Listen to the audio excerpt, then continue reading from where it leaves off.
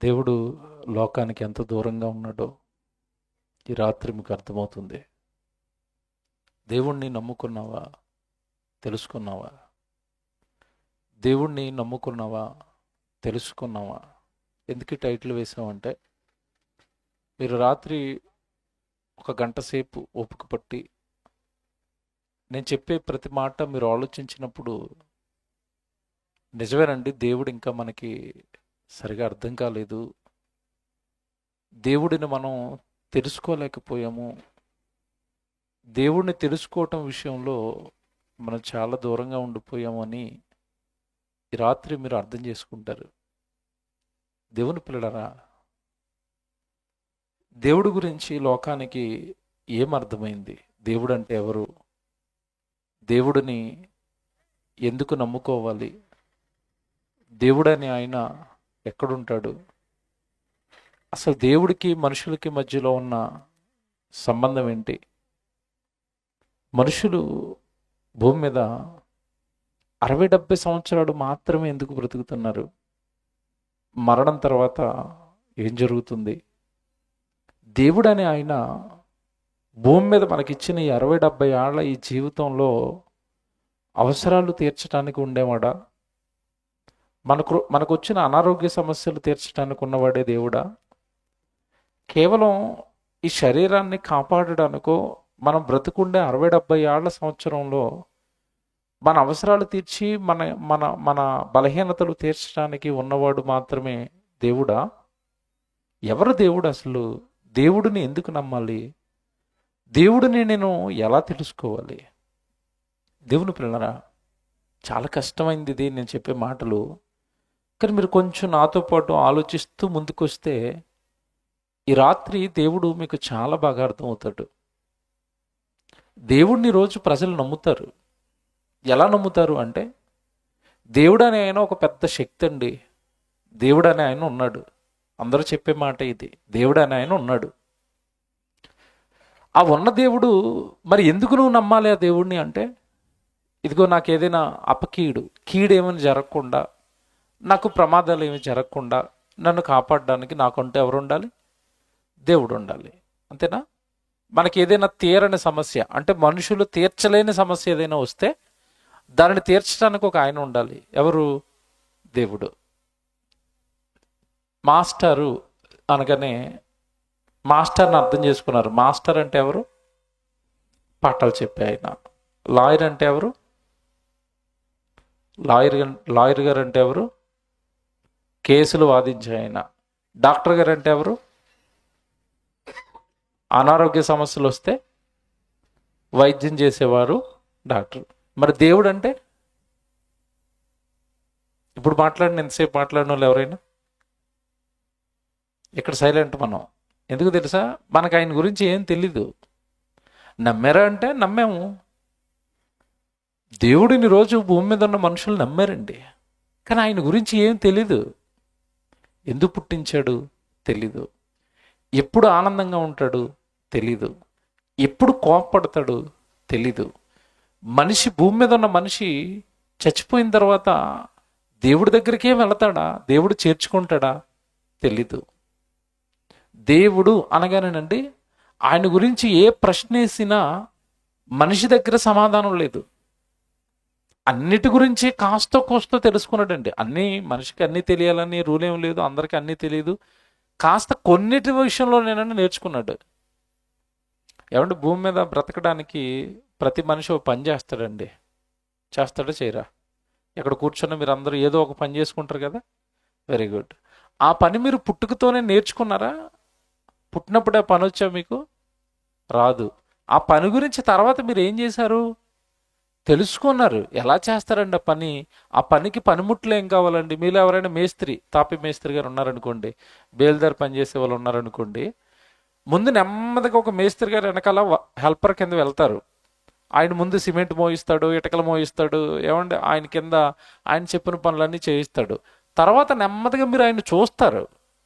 చూసి ఎలాగా సిమెంట్ కలుపుతున్నాడు, ఎలాగ ఇటకలు పెడుతున్నాడు, ఎలాగ సరి చేస్తున్నాడు, మట్టపు గుండె ఎలాగ వేస్తున్నాడు, మూలమట్టం ఎక్కడ పెడుతున్నాడు, గోడను ఎలా లేపుతున్నాడు, అన్నీ చూసి ఆ తర్వాత ఆ పని మనం ఏం చేస్తాం? నేర్చుకున్నాం. తెలుసుకున్నారు అంటే పని ఎలా చేయాలో తెలుసుకున్నారు. ఆడపిల్లలకి పుట్టుకతోనే వంట వస్తుందా? రాదు. కొంతమంది ఆడపిల్లలకి పెళ్ళి అయ్యే వరకు వంట రాదు, అత్తోరింటికి వెళ్ళిన తర్వాత వస్తుంది. అంతే కదండి. అమ్మగారు వండి పెట్టినట్టు అత్తగారు వండి పెడుతుందా? ఏదో వారం రోజులు కొత్త కోడలు కనుక వారం రోజులు పొయ్యి దగ్గరికి రాకమ్మా నేను చూసుకుంటాను అంటది. కొత్త వారం రోజుల తర్వాత 5 గంటలు లేపి ఏమి ఇంకా పడుకున్నావు పొయ్యి వెలిగించవా అంటది. ఆ తర్వాత వంట నేర్చుకోవాలి. ఆవిడ నేర్చుకుంది, వంట నేర్చుకుంది, రాదు పాపం. అలాగే పనికి వెళ్తున్న ఆయన పని నేర్చుకున్నాడు, రాదు. అంటే మనుషులు ఇవన్నీ తెలుసుకున్నారు, వంట తెలుసుకున్నారు, పని తెలుసుకున్నారు. ఏమండి మధ్యకాలంలో ప్రతిదాన్ని తెలుసుకోవడానికి సెల్ ఫోన్ వచ్చింది. ఆడపిల్లలకి ఏదైనా వంట రాదనుకోండి, ఒకప్పుడు ఎవరికైనా అడిగేవారు వంట ఎలా చేయాలని. ఇప్పుడు అవసరం లేదు. యూట్యూబ్ దగ్గరికి వెళ్ళి చిక్కుడుకాయ కూర ఎలా వండాలి అన్నారు అనుకోండి, 100 వీడియోలు వస్తాయి. అలాగా ఆ ఫోన్లో చూసి వీళ్ళు ఏది వండాలంటే అది వండేస్తున్నారు. ఇప్పుడు ప్రతిదీ మనిషి తెలుసుకుంటున్నాడు. దేవుణ్ణి తెలుసుకున్నాడా? తెలుసుకున్నారండి? దేవుడిని తెలుసుకున్నారా? దేవుడి గురించి మనకి ఏం తెలుసు అంటే దే ఓ డో 3 అక్షరాలు తెలుసు. అంతేనా? అందరికీ ముఖ్యమంత్రి గారు తెలుసా? ఏమంటే ఇక్కడ కూర్చొని మీ అందరికీ ముఖ్యమంత్రి గారు తెలుసా? తెలీదా? తెలుసన్న వాళ్ళు చేయొద్దండి, ఆలోచించేస్తండి. ముఖ్యమంత్రి తెలుసన్న వాళ్ళు చేయొద్దండి. తెలీదా మీకు? తెలీదా? ముఖ్యమంత్రి గారు తెలీదండి? తెలుసు కదా మరి చెయ్యతండి. ముఖ్యమంత్రి గారి పేరేంటి చెప్పండి? ఏం పేరు? చంద్రబాబు నాయుడు గారు. మీ ఎమ్మెల్యే గారి పేరేంటి? ఏం పేరండి ఎమ్మెల్యే గారి పేరు? వీరాంజనేయ స్వామి గారట. తెలుసా మీకు? తెలుసా అని అడుగుతున్నాను. కన్ఫ్యూజ్లో ఉన్నారేటి? తెలుసా? ఏం తెలుసు మీకు? ఆయన ఎమ్మెల్యే అని తెలుసు, ఈయన ముఖ్యమంత్రి అని తెలుసు. నేను ఇప్పుడు అడుగుతున్నాను, చంద్రబాబు నాయుడు గారికి ఏ కూర అంటే ఇష్టం చెప్పండి. తెలుసా? తెలీదు. మీ ఎమ్మెల్యే గారికి ఏ కలర్ అంటే ఇష్టం తెలుసా? తెలీదు. మనకి ఈయన ఎమ్మెల్యే అని తెలుసు, ఆయన గురించి ఏమీ తెలీదు. మనకు ముఖ్యమంత్రి ఎవరో తెలుసు, ఆయన గురించి మనకేమీ తెలీదు. అలాగే దేవుడు తెలుసు, ఆయన గురించి మనకేమీ తెలీదు. మరి నమ్మారా? నమ్మేస్తామండి. మరి మోటార్ సైకిల్ మీద వెళ్తున్నప్పుడు ఏ ప్రమాదం జరగకుండా ఉండాలంటే ఎవరిని నమ్మాలి? అంతే. మోటార్ సైకిల్ మీద వెళ్ళినప్పుడు కాపాడుతాడు, ట్రైన్ ప్రయాణంలో వెళ్ళినప్పుడు కాపాడుతాడు, ఏదైనా రోగం వచ్చి కాలు లాగేస్తే ప్రార్థన చేస్తే కాలు లాగటం తగ్గిస్తాడు. ఇదే తెలుసు మనకు దేవుడి గురించి. దేవుణ్ణి నమ్ముకున్నావా? దేవుణ్ణి తెలుసుకున్నావా? చాలామంది మొదటి ప్రసంగంలో విన్నారు కదా, అన్నయ్య చెప్తున్నాడు, వంశపారపర్యంగా దేవుడిని నమ్మిన వాళ్ళు ఉన్నారు. మా నాన్న గుడికి వెళ్ళాడు కనుక నేను గుడికి వెళ్తున్నాను, లేదా మా నాన్న ఎవరినో పూజిస్తున్నారు కనుక నేను పూజిస్తాను. అలా వంశపారపర్యంగా నమ్మారు దేవుడిని. కానీ పరిశీలన లేదు మనిషికి. దేవుడు ఎవరు? నేను ఎందుకు నమ్మాలి? ఆయన ఎవరు? నన్ను ఎందుకు పుట్టించాడు? ఆయన ఎలా ఉంటాడు? ఆయన ఎక్కడుంటాడు? దేవుని యొక్క ఇష్టాలు ఏంటి? దేవుని యొక్క సంతోషాలు ఏంటి? దేవుని యొక్క ఆనందాలు ఏంటి? ఇంత పెద్ద సృష్టిని ఆయన ఎందుకు కట్టాడు? ఎవరికి తెలీదు. దేవుడి గురించి సమాజం ఏమండి ఏం తెలుసుకుందో కొన్ని చెప్తాను నేను, మీరు నిజమో కాదు చెప్పండి నాకు. దేవుడు అనగానే ఆయనకు ఒక పేరు పెట్టారు, ఆపద మొక్కులవాడు. అంటే అర్థం ఏంటి? ఆపద వచ్చినప్పుడు మొక్కితే కాపాడేవాడు.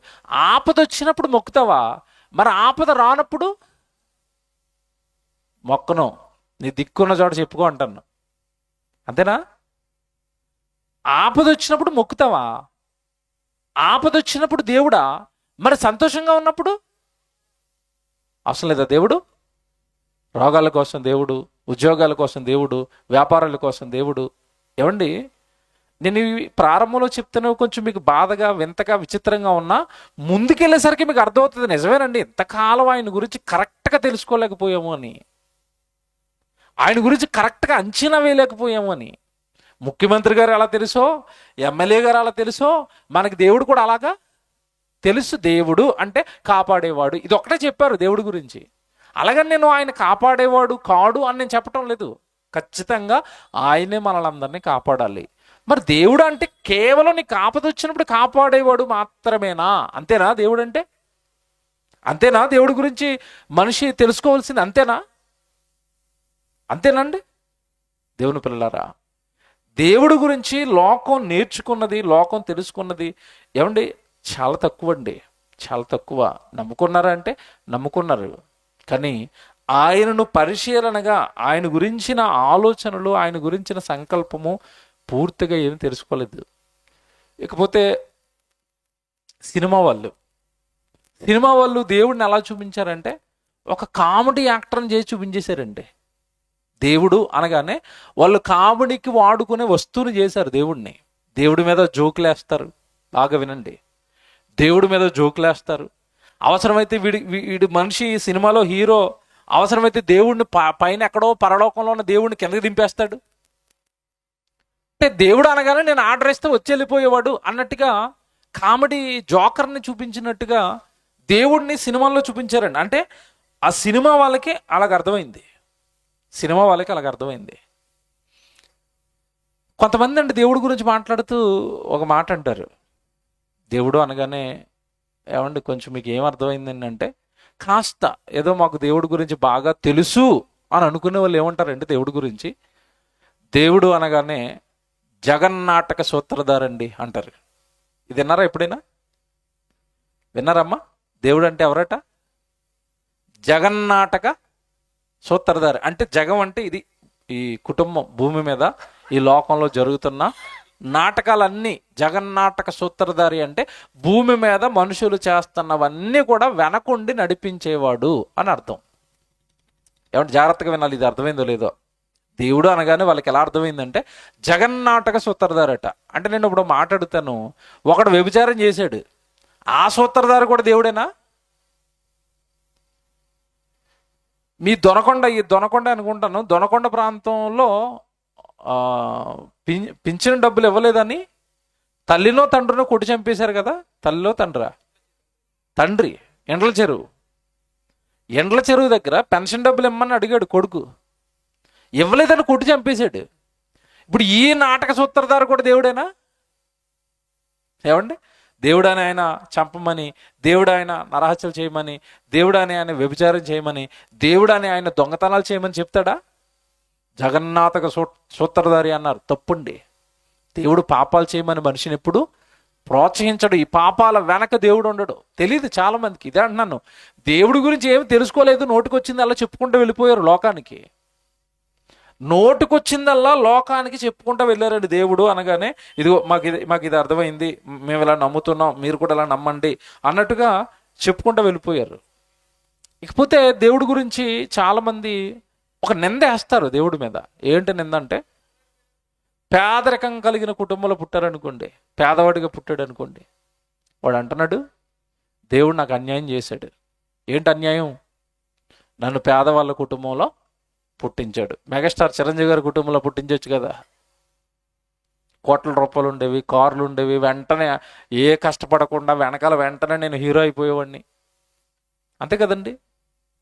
దేవుడు నాకు అన్యాయం చేశాడు పేదవాడిగా పుట్టించి, దేవుడు నాకు అన్యాయం చేశాడు ఏమన్నా నల్లగా పుట్టించి, దేవుడు నాకు అన్యాయం చేశాడు పొట్టిగా పుట్టించి. వీళ్ళు కూడా ఉన్నారు.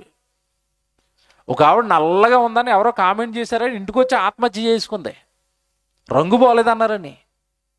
ఇదిగో దేవుడు నాకు అన్యాయం చేశాడు, నా రంగు పోలేదు. దేవుడు నాకు అన్యాయం చేశాడు, నాకు ఎత్తు పోలేదు. దేవుడు నాకు అన్యాయం చేశాడు, నా జీవితం ఏమన్నా నా అవయవాలు బాగోలేదు.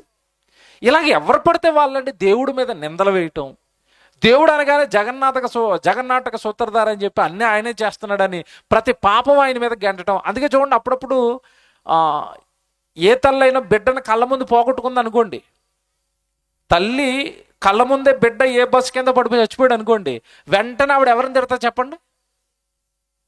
మాయిదారు దేవుడు నా బిడ్డను తీసుకుపోయాడు అంటది. చూసారా, విన్నారా? ఇది ఎవరిని తిడుతుంది వెంటనే? దేవుడు, మాయిదారు దేవుడు అట. ఇలాగా ఏమంటే అన్ని మూలల నుంచి మనుషులు దేవుడి మీద నిందలేయటం, దేవుడు అనగానే తప్పులు చేయించేవాడు, పాపాలు చేయించేవాడు అంటాం, దేవుడు అనగానే నాకు అన్యాయం చేశాడు అంటాం. ఏమన్నా నిజంగా చెప్తున్నాను, భూమి మీద ఉన్న ఎవరికి కూడా సరిగా దేవుడు అర్థం కాలేదు. దేవుడు అర్థమైన వాడు ఎవడు కూడా ఇలాంటి మాటలు మాట్లాడ్డు. దేవుడిని ఎలా తెలుసుకోవాలో తెలుసండి? దేవుడిని ఎలా తెలుసుకోవాలో తెలుసా? జాగ్రత్తగా వినండి. ఆయన్ని ఎలా తెలుసుకోవాలో ఆయనే రాయించాడు బైబిల్లో. నమ్ముకోవటం కాదు, దేవుడిని మొదట తెలుసుకోవాలి. నువ్వు బాగా దేవుడిని పరిశీలించి తెలుసుకుని నమ్మావనుకో, నీ జీవితకాలం అంతా దేవుని యందు ఉంటావు. ఆయనకు నచ్చినట్టుగా బ్రతుకుతావు, ఆయన కోరుకున్నట్టుగా బ్రతుకుతావు. ఈ జీవితం ముగిసిపోయిన తర్వాత, ఈ జీవితం భూమి మీద ముగిసిన తర్వాత నీ ఆత్మ కూడా క్షేమంగా ఆయన దగ్గరికి వెళ్ళిపోతుంది. పరలోకానికి, పరదేశకు, స్వర్గానికి వెళ్ళి యుగ యుగాలు, తరతరాలు ఆయనతో క్షేమంగా ఉంటావు.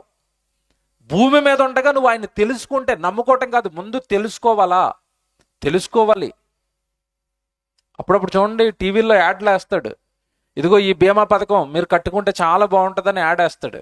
యాడ్ అయిపోయిన తర్వాత చివరిలో ఒక చిన్నది షరతులు వర్తిస్తాయి. ఏంటి షరతులు అంటే, మీరు చూసుకుని కట్టుకోండి, మీరు తర్వాత ఏమైనా మోసపోయారంటే మాకు సంబంధం లేదు అంటాడు. మీరు చూసారు లేదో? చూశారు.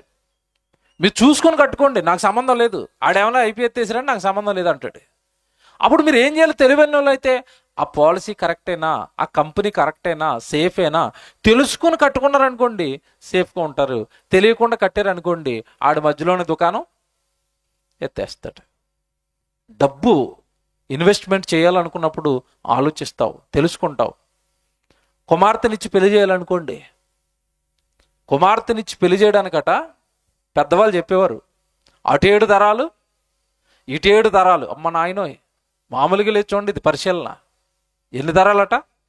అటు 7 ఇటు 7 అంటే వెనక్కేడు ముందుకేడు, 14 తరాలు పరిశీలించి కుమారుడు ఓకే, కుమార్తె ఓకే అనుకుంటే అప్పుడు ఏం చేయాలట? పెళ్లి చేయాలట. మనిషి చూసారండి, ప్రతిదాన్ని ఏం చేస్తున్నాడు? తెలుసుకుంటున్నాడు. అమ్మాయిని ఇవ్వాలనుకున్నప్పుడు తెలుసుకుంటాడు, అబ్బాయిని ఇవ్వాలనుకున్నప్పుడు తెలుసుకుంటాడు. ఇప్పుడు పరిస్థితి ఎలా ఉందంటే, చివరికి స్కూల్లో పిల్లల్ని వేయాలన్నా కూడా, స్కూలు మంచిదా కాదా, స్కూల్లో మాస్టర్లు అందరూ ఉంటారా లేదా, ఇంగ్లీష్ మీడియం ఉందా లేదా, అన్ని తెలుసుకుంటున్నారా? తెలుసుకుంటారు. ఇన్ని తెలుసుకున్న మనిషి దేవుణ్ణి తెలుసుకున్నాడండి? దేవుడి కోసం ఏమైనా పరిశోధిస్తాడా? ఇర్మియా గ్రంథం మీరు తీయండి, బైబిల్ తీయాలి. నేను ప్రతిదీ మీకు బైబిల్లో చూపిస్తాను, మీరు నెమ్మదిగా ఆలోచించుకోవాలి, రాసుకోవాలి. అవన్నీ బైబిల్లో ఉన్నాయో లేదో చూడండి, పరిశీలించండి. ఈ రాత్రి దేవుడిని కొంచెం మీకు అర్థం చేయిస్తాను. ఈ రాత్రి ఇర్మియా గ్రంథం 9వ అధ్యాయం 24వ వచనం చూద్దాం.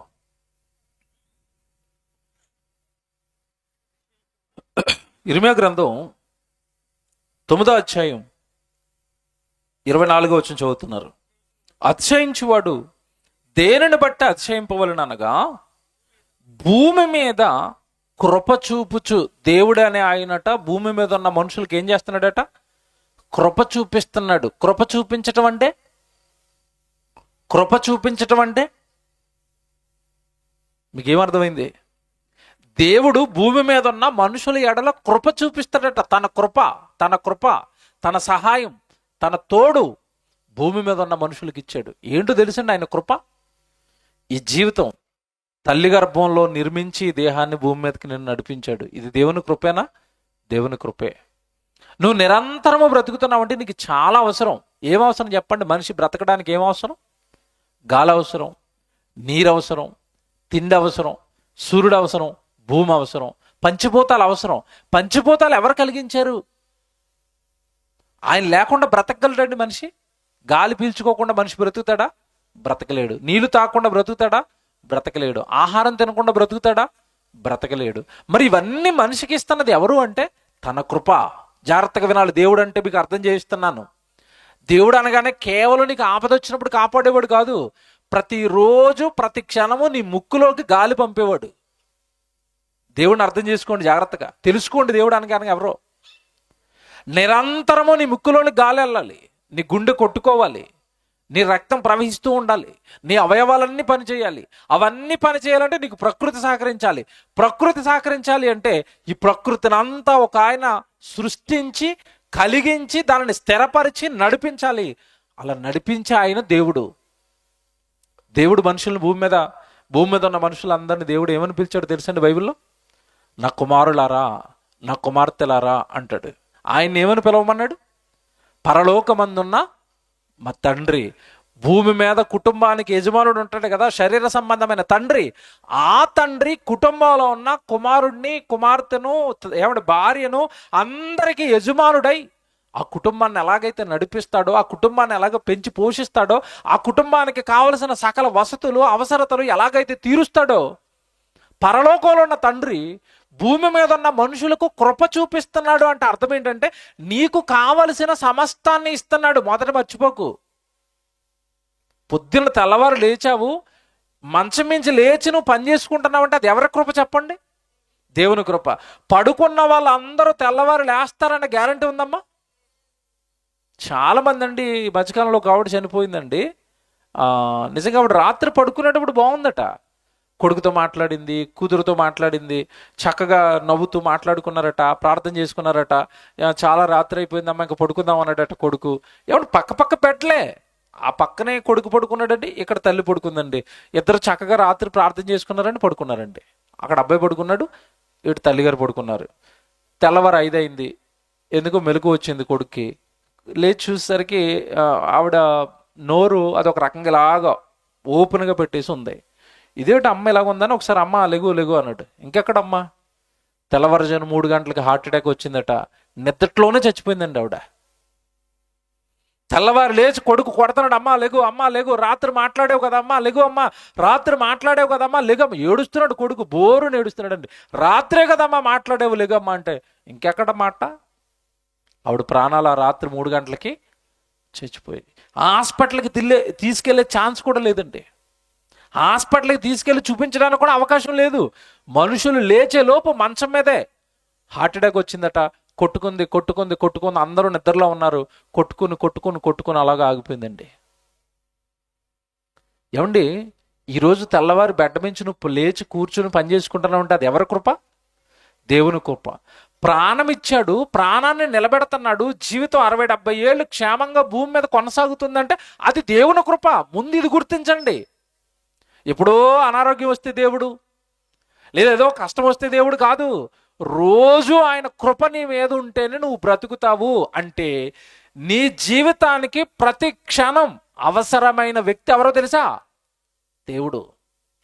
చాలామంది యవ్వన బిడ్డలు ప్రేమలో పడిన వాళ్ళు అంటారులేండి, నువ్వు లేకపోతే నేను బతకలేను అంటాడు వీడు. నిజమే, అప్పుడే లవ్ పుడుతుంది. నువ్వు లేకపోతే నేను బతకలేనమ్మా, నువ్వే నా జీవితం అమ్మా, అసలు నువ్వు లేని నా జీవితాన్ని ఊహించుకోలేనమ్మా అంటాడు. ఆమె లేకపోతే బతకలేడా? నిజమే, ఇది నిజమేనా? ఎప్పుడంటాడు తెలుసండి? ఆవిడ శరీరం దక్కేంత వరకు అంటాడు. అమ్మాయి శరీరం దక్కిన తర్వాత, వీడి కోరికలు తీర్చుకున్న తర్వాత, నువ్వు రావడం వల్ల నా జీవితం నాశనం అయిపోయింది అంటాడు. చూడటం లేదు ఇవి ఈ నాటకాలు? స్త్రీ లేకపోయినా బ్రతకొచ్చు, ప్రేయస్ లేకపోయినా బ్రతకొచ్చు, ప్రియుడు లేకపోయినా బ్రతకొచ్చు. కానీ దేవుడు లేకపోతే మనిషి భూమి మీద ఒక్క క్షణం కూడా బ్రతకలేడు. అది దేవుడు మనుషుల ఎడల చూపిస్తున్న కృప.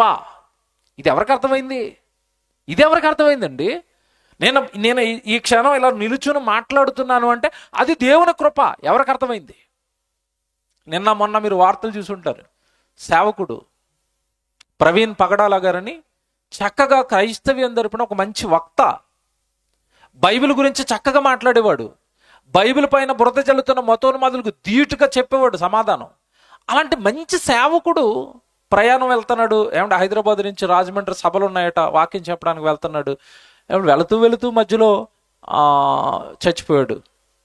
చాలామంది ఏమంటున్నారంటే అది యాక్సిడెంట్ అని అంటున్నారు. యాక్సిడెంట్ అని నమ్మడానికి లేదు. ఎందుకంటే ఆయన యాక్సిడెంట్ అయితే మొత్తం శరీరం అంతా గాయాలు అవుతాయి. ఓన్లీ మొహం మీద తప్ప ఎక్కడ గాయం లేదండి, మనిషి చచ్చిపోయింది. బండిలాగే ఉంది. యాక్సిడెంట్ అంటున్నారు, నమ్మలేము. యాక్సిడెంటో తెలీదు. ఆయనకి విరోధులు, ఎందుకంటే మతోన్మదులు పెరిగిపోయారు కదండి. చక్కగా దేవుడిని అర్థం చేసుకోలేదు, మతాలు పెట్టుకున్నారు, మతాల పేరట యుద్ధాలు లేపారు. ఆ మతం ఈ మతం అని మతోన్మాదులుగా మారిపోయి చివరికి ప్రాణాలు తీయడానికి సహితము వెనకట్టడం లేదు. ఈరోజు మనిషినండి మతం మృగోల తయారు చేస్తుంది. మళ్ళా చెప్తున్నాను, మనిషిని మతం మృగోల తయారు చేస్తుంది. క్రైస్తవ్యం మతం కాదు, మార్గం. అందుకే క్రైస్తవ్యం ఎవరిని తిట్టమని చెప్పదు, ఎవరిని కొట్టమని చెప్పదు, ఎవరిని చంపమని చెప్పదు, ఎవరికి హాని చేయమని చెప్పదు. నిన్ను వలె నీ పొరుగు వానిని ప్రేమించు అంటది ధర్మం, మార్గం. కానీ మతం ఏమంటదంటే, ఒరే ఆ మతం పెరిగిపోతుంది, నీ మతం తగ్గిపోతుంది, వాళ్ళ మతాన్ని నాశనం చేయరా అంటది. మతం మనుషుల మధ్య చిచ్చు పెడుతుంది, కానీ మార్గం పెట్టదు. ఎందుకంటే భూమి మీద ఉండేది 60-70 ఏళ్ళు రా, నిన్ను పుట్టించిన సృష్టికర్త ఉన్నాడు రా, మంచిగా బ్రతుకుదాంరా, ప్రేమతో ఉందాంరా, సఖ్యతతో ఉందాంరా, సమాధానంతో ఉందాంరా, ఒకరినొకరు ప్రేమించుకుందాంరా, ఒకరి కష్టాల్లో ఒకరు తోడుగా ఉందాంరా, అందరూ కలిసి ఉందాంరా, అందరం కలిసి మనల్ని పుట్టించిన పరలోకపు తండ్రి దగ్గరికి వెళ్ళిపోతాంరా పాపాలు చేయకుండా అంటది ధర్మం. అయితే మార్గం అయితే మతం ఏమంటదంటే, అదిగో వాడు అంటే నీకు పడదు, వాడిని చంపే, వాడిని నరికే, వాడిని కొట్టే, వాడిని తిట్టే, ఇది మతం. అందుకే క్రైస్తవ్యంలో ఎక్కడ మీరు చూడండి, ఏమంటే ఈరోజు అంటే నిజంగా క్రైస్తవ్యం అంటే ఏంటో నిరూపించిందండి. ఆ ప్రవీణ్ గారు భార్య వచ్చి మాట్లాడుతుంది ఈరోజు. ఆయన సమాధి చేశారు, సమాధి చేసిన తర్వాత ఆవిడ వచ్చి మాట్లాడుతుందండి. నిజంగా హ్యాట్స్ ఆఫ్ ఆవిడకి. ఏముంటుందో తెలుసా, మీడియా ముందుకు వచ్చి ఏముంటుందో తెలుసా, క్రైస్తవులు మనం మా ఆయన గారిని ఎవరో చంపారంటున్నారు కదా, పోలేండి. క్రైస్తవ్యం కక్ష తీర్చుకునేది కాదు, క్రైస్తవ్యం పగ సాధించేది కాదు, ఆ చేసిన వాళ్ళని క్షమించేయండి అంటుంది. మనం దేవుడి రాజ్యాన్ని ప్రకటించుకుంటూ వెళ్ళిపోతాం, మనకి పగలొద్దు, మనకి కక్షలొద్దు అంటుంది. భర్తను పోగొట్టుకుని భార్య మాట అంటుందండి. ఎవరైనా అంటారండి అలాగా? నా భర్తను చంపిన వాడిని జైల్లో వేయాలా, నా భర్తను చంపిన వాడిని నడు రోడ్డు మీదకి లాగాలా అంటారు. ఆవిడ అంటం లేదు, కారణం ఆవిడ మతంలో లేదు. ఎందులో ఉంది? మార్గం.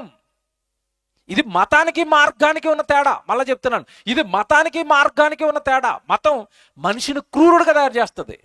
భర్తను పోగొట్టుకున్న ఆవిడేమో పోలండి, ఎవరో చేశారు, వాళ్ళు క్షమిందామండి, వదిలేద్దామని ఆవిడ అంటుందండి. ఈ మతోన్మాదులండి స్త్రీలు కొంతమంది మాట్లాడుతున్నారండి. అసలు స్త్రీ అనగానే ఎవడు మృదువుగా ఉండాలి. ఒక స్త్రీ వచ్చి మాట్లాడుతుందండి, చనిపోయిన ఆయన మీద పేరు పెట్టండి, జోకులు వేస్తుందండి, భలే చచ్చాడు వాడు అంటుంది. వాళ్ళు మార్గంలో లేరు. ఎందులో ఉన్నారు? మతం మూర్ఖుణ్ణి చేస్తుంది. మతం అవతలాడు ప్రాణం పోయిన గేలి హేళన చేసేటట్టుగా మారుస్తుంది. అందుకే అంటున్నాను, ఈ మతంలో ఉన్నవాడు ఎవడు దేవుణ్ణి తెలుసుకోలేడు. మళ్ళా చెప్తున్నాను, మతంలో ఉన్నవాడు దేవుణ్ణి తెలుసుకోలేడు. మతం అనేది మనుషులు పెట్టుకున్నది. మతం అనేది ఒక దేశంలో ఉంటుంది, మతం అనేది ఒక రాష్ట్రంలో ఉంటుంది. దేవుడు అనే ఆయన సృష్టి మొత్తం ఉంటాడు, సృష్టికర్త ఈ భూమండలం మొత్తం ఉంటాడు. మనుషులందరికీ దేవుడు ఒక్కనేని చెప్తాడు. అది మార్గం. మతం అనగానే ఇది మన దేశానికి మతం, అది ఆ దేశ మతం, ఇది ఈ దేశ మతం అంటున్నారు అనుకోండి, ఇవి మనుషులు పెట్టుకున్నవి. వీళ్ళు ఎవరికి ఇంకా దేవుడు అర్థం అవ్వలేదు. దేవుడు అర్థమైన స్త్రీ పలికింది, భర్తను పోగొట్టుకుని. సృష్టికర్త పిల్లలే కదండి, వాళ్ళు కూడా తప్పు చేసిన వాళ్ళు. పోలేండి, క్షమించేయండి, వదిలేయండి, వాళ్ళని ఏమనకండి. దేవుని పిల్లలారా, దేవుణ్ణి తెలుసుకున్నారా? దేవుడు ఎంతమందికి అర్థమయ్యాడు? దేవుడు అనగానే భూమి మీద ఉన్న మనుషులందరినీ పుట్టించిన వాడని ఎంతమందికి అర్థమయ్యాడు? భూమి మీద ఉన్న మనుషులందరూ ఎడల కృప చూపిస్తున్నాడని ఎంతమందికి అర్థమయ్యాడు? అందుకే చెప్తాడు, 24వ వచనం చదువుదాం, చూడండి ఎంత బాగుంటుందో. ఇర్మియా గ్రంథం 9వ అధ్యాయం 24వ వచనం. అతిశయించువాడు దేనిని బట్టి అతిశయింపవలననగా భూమి మీద కృప చూసారా? దేవుడు అనగానే భూమి మీద ఉన్న మనుషులు ఏం చూపిస్తారట? కృప. జాగ్రత్తగా వినండి. భూమి మీద కృప చూపుచు నీతి న్యాయములను జరిగించుచున్న యెహోవాను నేనే అని గ్రహించి నన్ను పరిశీలనగా తెలుసుకొనుటను బట్టియే అతిశయింపవలెను, అట్టి వాటిలో నేను ఆనందించువాడనని యెహోవా. ఇప్పుడు దేవుడిని ఏం చేయాలటమా? పై మాట ఏమనుంది? నీతి న్యాయములు జరిగించుచున్న యెహోవాను నేనే అని పరిశీలనగా తెలుసుకొనుటను బట్టియే. అంటే దేవుడిని ఏం చేయాలటమా? ఎలా తెలుసుకోవాలట? పరిశీలిస్తేనే కానీ దేవుడు తెలియడట. బాగా వినాలి. దేవుడిని నువ్వు పరిశీలనగా తెలుసుకోవాలట. నువ్వు దేవుడి గురించి పరిశీలన చేయకపోతే దేవుడు నీకు అర్థం అవడు. దేవుడు ఉద్దేశాలు అర్థం కావు, దేవుడు ప్రణాళికలు అర్థం కావు, దేవుడు ఆలోచనలు అర్థం కావు. ఈ దేహాన్ని కట్టి నీకు ఈ జీవితం ఎందుకు ఇచ్చాడో నీకు అర్థం కాదు. పరిశీలించాలి. దేవుడు అర్థం కావాలంటే ఆయన బాగా పరిశీలించాలట. దేవుని పిల్లలారా, పరిశీలించటం అంటే ఏంటి? పరిశీలన అంటే ఏంటో చెప్పండి. మీకేం తెలుసా పరిశీలన అంటే ఏంటి? గ్యాస్ కావాలనుకోండి, ఏం చేయాలి? శాస్త్రవేత్తలు గ్యాస్ ఎక్కడుందో ఏం చేస్తారు? పరిశీలిస్తారు. పరిశీలించవలసింది ఎందుకు అంటే లోతు ఏమండి, చాలా విలువైనవన్నీ కూడా లోతుల్లో ఉంటాయి. విలువైనవన్నీ కూడా పైన ఉండవు. బంగారం ఎక్కడ ఉంటుంది చెప్పండి? భూమి పైన ఉంటుందా? భూమి లోపల ఉంటుంది. వెండి ఎక్కడ ఉంటుంది చెప్పండి? మీరు లోతుగా ఆలోచించండి ఇవన్నీ.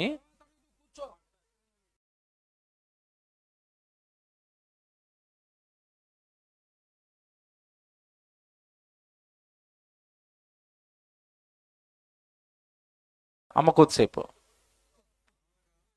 మనము చాలా జాగ్రత్తగా భూమిలో ఉన్నవన్నీ కూడా విలువైనవన్నీ కూడానండి పైపైన మనకు దొరకవు. బంగారం కావాలి అంటే పరిశీలన చేయాలి. విలువైనది ఎక్కడో భూమి లోపల ఉంటుంది, పరిశీలిస్తే కానీ తెలీదు. అలాగే మీకు ఒక ఆయిల్, పెట్రోల్, మనం వాడుకునే పెట్రోల్ ఉంటుంది చూసారు, అది ఎక్కడో భూమి లోపల ఉంటుంది, పరిశీలిస్తే కానీ తెలీదు. ఎక్కడుందో తవ్వాలి, వెతకాలి, కష్టపడాలి. అప్పుడు కానీ ఆ విలువైన వస్తువులు మనకు అర్థం కావు, ఎక్కడున్నాయో తెలీదు. అలాగే దేవుడు అనగానే నువ్వేదో పైపైన ఆలోచిస్తే అర్థమయ్యేవాడు కాదు. పరిశీలన చేయాలట. పరిశీలిస్తేనే కానీ దేవుడు అర్థం కాడట. ఇంకో మాట చెప్పాడండి బైబిల్లో. కీర్తనల గ్రంథం మీరు తీయండి, కీర్తనల గ్రంథం తీయండి, 34వ అధ్యాయం 7వ వచనం చదువుదాం బైబిల్లో. కీర్తనల గ్రంథం 34వ అధ్యాయం 7వ వచనం మీరు తీయండి. కీర్తనల గ్రంథం 34వ అధ్యాయం 7వ వచనం చూడండి. యెహోవా యందు భయభక్తులు కలిగిన వారి చుట్టూ ఆయన దూత కావలి ఉండి వారిని రక్షించును. ఏమండి, పదమండలం చేసుకోండి. యెహోవా ఉత్తముడని ఎలా తెలుసుకోవాలటమ్మా? అది చూడండి, అక్కడ దేవుడిని ఎలా తెలుసుకోవాలట మనిషి? యెహోవా ఉత్తముడు, అది చూసారా పదం? యెహోవా ఉత్తముడని రుచి చూచి తెలుసుకోనండి. ఉత్తముడు అంటే అర్థం ఏంటమ్మా? ఉత్తముడు అంటే మంచివాడు. ఎవరట మంచివాడు? యెహోవా తండ్రి, దేవుడు, నిన్ను పుట్టించిన దేవుడు, ఈ సృష్టిని కలిగించిన దేవుడట ఉత్తముడట, ఉత్తముడట, మంచివాడట. ఆ మంచివాడైన దేవుడినట నువ్వు ఎలా తెలుసుకోవాలట? యెహోవా ఉత్తముడని రుచి చూసి తెలుసుకోనండి. ఏమండి, ఇక్కడ ఆగాలి. ఇది మీరు చదువుకుంటే అర్థమైనట్టుగా ఉంటుంది, కానీ అర్థం చేసుకోవడం చాలా కష్టం. యెహోవా మంచివాడు అనట నువ్వు వింటే తెలియదట. బాగా వినండి, నీకు వింటే తెలియదట, నువ్వు ఆలోచిస్తే తెలియదట. ఏం చేస్తే తెలుస్తుందట? రుచి. రుచి చూసి తెలుసుకోండి. యెహోవా మంచితనాన్ని రుచి చూసి తెలుసుకోండి అన్నట్టు. స్త్రీలందరూ నా వైపు చూడండి. పక్కింట్లో ఎవరైనా ఒక చేపల కూర వండుకున్నారనుకోండి, ఈ ఇంట్లోకి ఏమొస్తుంది? వాసన వస్తుంది. వాసనను బట్టి కూర టేస్ట్ ఎలా ఉందో చెప్పగలరా ఎవరైనా? చెబుతారా? వాసనను బట్టి ఏ కూర చెప్తారు తప్ప ఆ కూర మంచి బాగుందా, ఉప్పు ఉందా, కారం ఉందా, పులుపు ఉందా, అన్నీ కరెక్ట్గా సరిపోయాయా, వాసన బట్టి చెప్పేస్తారు ఎవరైనా? చెప్తారా? చెప్పలేరు. జాగ్రత్తగా వినాలి. కూర బాగుందో లేదో ఎలా చెప్తారో చెప్పండి నాకు.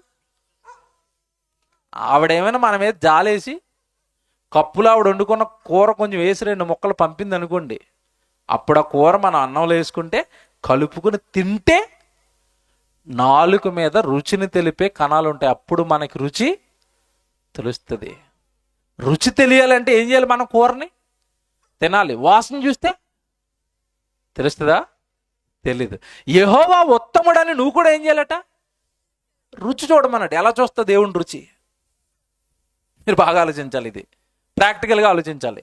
యెహోవా ఉత్తముడు, యెహోవా మంచివాడు, యెహోవా గొప్పవాడు. దాన్ని మీరు రుచి చూసి తెలుసుకోండి అన్నట్టు. రుచి చూడటం ఎలాగా? రుచి చూడటం ఎలాగా? అసలు యెహోవా ఉత్తముడని రుచి చూసి తెలుసుకోండి అని ఎప్పుడు చెప్పాడు? పై మాటకి దీనికి కనెక్షన్ ఉంది. పైన ఏంటి? 37వ వచనంలో మీరు చదవండి. ముందేమన్నాడు అక్కడ? యెహోవా 7వ వచనంలో యెహోవా యందు భయభక్తులు కలిగి వారి చుట్టూ ఆయన దూత కావలియుండి వారిని రక్షించును. యెహోవా ఉత్తముడని అంటే అర్థం ఏంటి? నువ్వు ముందు యెహోవా యందు భయము భక్తి నిలుపు. నువ్వు యెహోవా యందు భయభక్తులు నిలిపినప్పుడు నీ చుట్టూ దేవుడు ఎవరిని పెడతాడట? దూతను పెడతాడట. ఆ దూత నీకు కాపలాగా ఉంది అని నువ్వెలా తెలుసుకోవాలి? యెహోవా ఉత్తముడని, యెహోవా దూతల్ని కాపలా పెడతాడు అన్నది రుచి చూసి తెలుసుకోండి. ఇంతకాలం మీరు చదివి తెలుసుకున్నారు, అది కాదు, టేస్ట్ చేయాలా. ఎలాగా? యెహోవా దూతల్ని కాపలాగా పెట్టాడా లేదా? ఎలా తెలుస్తుంది చెప్పండి? ఎలా తెలుస్తుంది? మీరు చాలా సంవత్సరం నుంచి బైబిల్ చదువుతున్నారు కదా, బాగా మాట్లాడాలి, మీరు మాట్లాడాలి. చర్చికి వెళ్తున్న వాళ్ళు చాలా మంది ఉన్నారు. యెహోవా నాకు దూతలని కాపలాగా పెట్టాడా లేదా అన్నది నాకు ఎలా తెలుస్తుంది? అది ఇశ్రాయేలు నడిపించాడు. నేను మీ గురించి అడుగుతున్నాను. మీ గురించి అడుగుతున్నాను. ఇప్పుడు దేవుడు మీ చుట్టూ ఆయన కొంచెం సైలెంట్, మీరు చివరిలో మాట్లాడతాను, ఆగండి. యెహోవా మన చుట్టూ దూతను పెట్టాడా లేదా మనకి ఎలా తెలుస్తుంది? బైబిల్ ప్రకారం దేవుడు ఎవరికి పెడతానన్నాడు దూతల్ని? అందరికీనా? ఎవరికి పెడతా అన్నాడు చెప్పండి? అక్కడే ఉంది. ఎవరికి పెడతా అన్నాడు? యెహోవా యందు భయము, భక్తి, ఈ రెండు ఉన్నవాడికి దేవుడు ఎవరిని పెడతాడట? దూతలు పెడతాడట. నేను మాట్లాడుతాను, నాకు తెలిసి ప్రార్థనకు వచ్చిన వాళ్ళందరికీ భక్తి ఉంది. భయం ఎంతమందికి ఉంది చెప్పండి? నాకు దేవుడు అంటే భయం, నేను గజగజ వణికిపోతానన్న వాళ్ళు చేయొద్దండి. ఉన్నారు ఎవరైనా? దేవుడికి భయపడే వాళ్ళు ఉన్నారా?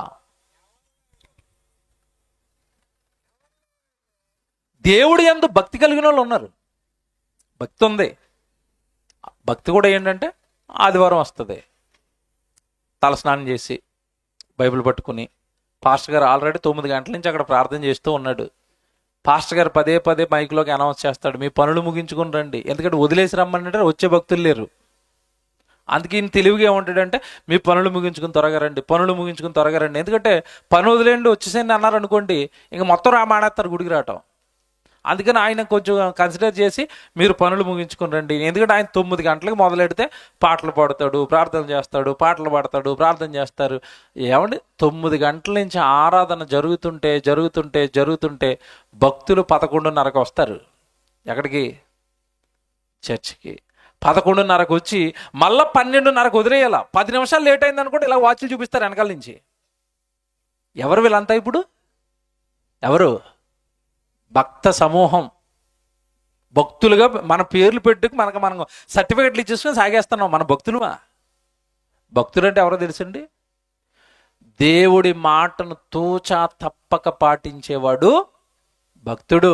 ఆయన చెయ్యమన్నదల్లా చేసేవాడు భక్తుడు. క్రైస్తవం ఎలా ఉందో తెలుసండి ఈరోజు? ప్రభు నమ్ముకున్నారా? నమ్ముకున్నాం. ప్రభు చెప్పినట్టుగా పాపం మానేశారా? మానేసామండి. నేను బాప్తిసం తీసుకున్న రోజే వ్యభిచారం మానేశాను, దొంగతనం మానేశాను, మా ఇంట్లో టీవీ కూడా లేదు, టీవీ చూడటం మానేశాను. చాలా భక్తిగా ఉంటున్నాను. నేను అబద్ధం కూడా ఆడను.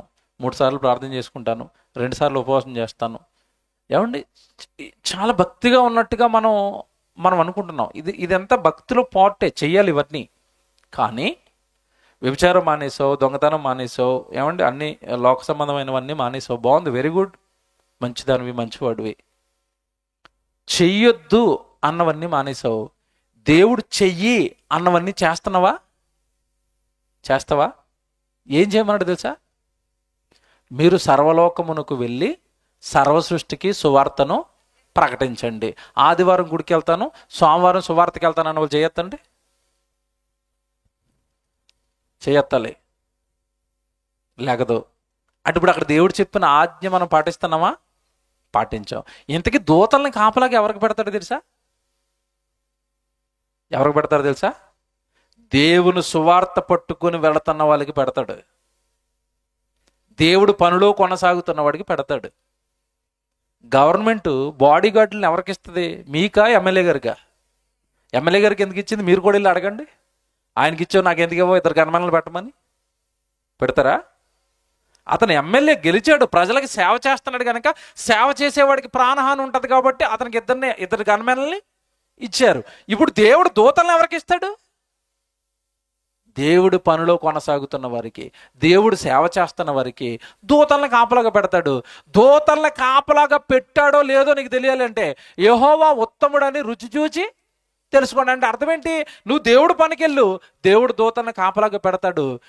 దేవుడి పనిలో నీకు ప్రమాదాలు ఎదురవుతాయి చూసేవు, అప్పుడు నువ్వు అనుకోవాలి, అమ్మయ్య నా చుట్టూ దేవుడు దూతలను పెట్టబట్టి నా ప్రాణహాని పోయింది. నేను టేస్ట్ చేశానండి. నేను ఇలాగే మీటింగ్కి వెళ్తున్నాను, ఒక చోట మీటింగ్కి. కారులో మీటింగ్కి వెళ్తుంటే, ఇది ఇప్పుడు వచ్చిన కారే, నేను ఇప్పుడు కారు వేసుకుని వచ్చాను చూడండి, ఇక్కడ ఎక్కడ ఉంటుంది అది, అదే కారు. అదే కారులో నేను సువార్తకు అలా వెళ్తుంటే వెనకాల నుంచి పెద్ద లారీ వచ్చి గుద్దితే సినిమాల్లో తిరిగినట్టు తిరిగిందండి మా కారు. ఇలా రౌండ్లు వేసుకొని అలా తిరిగి పక్కన డివైడర్ ఉంటే డివైడర్ని గుద్ది ఎగిరి అవతల పడ్డది, వెళ్ళి అవతల రోడ్లో పడ్డది. దేవుడు మహాకృప, అవతల రోడ్లో ఏ లారీలు రాలేదు, మేము బతికిపోయాం ఆ రోజు. ఇక్కడ విషయం ఏంటంటే 3 డోర్లు పగిలిపోయినాయి, ఫ్రంట్ బంపర్లు పగిలిపోయినాయి, బ్యాక్ బంపర్ పగిలిపోయింది, అద్దాలు పగిలిపోయినాయి, అన్నీ పోయినాయండి. కారులో 3 ఉన్నాం మేము. మాకెవ్వరికి చిన్న గీత కూడా పడలేదు, రక్తపు చుక్క కూడా బయటికి రాలేదు. అందరూ చచ్చిపోయారు అనుకున్నారు ఆ రోజు. చుట్టుపక్కల ఉన్న వాళ్ళు, ఒక పెద్దవాడైతే పాపం ఏడ్చుకుంటూ వచ్చింది, చచ్చిపోయి వెళ్ళి అనుకుంది. డోర్లు తన్నుకుని బయటకు వచ్చేవాడిని మేము దేవుడి పనిలో వెళుతున్నాం కనుక, సువార్తకు వెళుతున్నాం కనుక, మాతో ఇంకా దేవుడు భూమి మీద పని చేయించుకోవాలి అనుకున్నాడు కనుక ఆ రోజు మా ప్రాణాలు పోకుండా దేవుడు ఎవరిని పెట్టాడు చెప్పండి? దూతను కాపలాగా పెట్టాడు కనుక బ్రతికాం. హైవే రోడ్లో లారీ గుద్ది పిల్టీలు వేస్తే మనుషులు బతుకుతారండి. మధ్యకాలంలో ఎలాగుందంటే పరిస్థితి, సైకిల్ తొక్కుతున్నాడు, సైకిల్ మీద కింద పడిపోతే కాలు ఇరిగిపోతుంది. సైకిల్ మీద పడిపోతే కార్ యాక్సిడెంట్లు, బైక్ యాక్సిడెంట్లు, పెద్ద పెద్ద ప్రమాదాలు. ఇదిగో దేవుని యందు నువ్వు భయము భక్తి కలిగి ఉంటావా, నీకు ఎన్ని ప్రమాదాలు వచ్చినా దేవుడు చుట్టూ ఎవరిని పెడతాడట? దూతల్ని కాపలాగా పెడతాడు. కాపలాగా నీకు ఎప్పుడు పెడతాడు? కాపలాగా పెట్టాడో లేదో నీకు ఎలా తెలుస్తుంది అంటే, యెహోవా ఉత్తముడని ఎంతమంది టేస్ట్ చేశారు చెప్పండి? నేను రుచి చూశాను అలా చేయొద్దండి ఇప్పుడు. అందుకే టైటిల్ వేసాం, దేవుడిని నమ్ముకున్నావా, దేవుడు ఎంత గొప్పడో ఏమన్నా తెలుసుకున్నావా? దేవుడు పని చేయి, నీ వెనకాల దేవుడు తోడుగా వస్తాడు. నీ జీవితంలో నువ్వు ఊహించనివి జరుగుతూ ఉంటాయి. అప్పుడు అనుకోవాలి, అమ్మో నా వెనకాల ఎవరు వస్తున్నారు? దేవుడు వస్తున్నాడు. మోషే వెనకాల దేవుడు వెళ్ళాడు. మోషే వెనకాల ఎందుకు వెళ్ళాడు? మోషే ఆ రోజు ఇశ్రాయేలు ప్రజలందరినీ దేవుళ్ళో నిలబెట్టాడు. సేవకుడు. ఎర్ర సముద్రం అడ్డొచ్చింది ఎదురుగా, భయపడిపోయాడా? తండ్రి ఎర్ర సముద్రం అడ్డొచ్చింది, వెనకాల ఎవరు? ఫరో సైన్యం తరుగుతుంది. ఏం చేయాలనగానే, నువ్వేమొద్దు నాయన, ఒకసారి కర్రెత్తి అన్నాడు. అంతే. చూసారండి ఎలాగున్నాడు దేవుడు వెనకాల? కర్రెత్తినా, నువ్వు ఎందుకు టెన్షన్ పడతావు? కర్రెత్తంతే.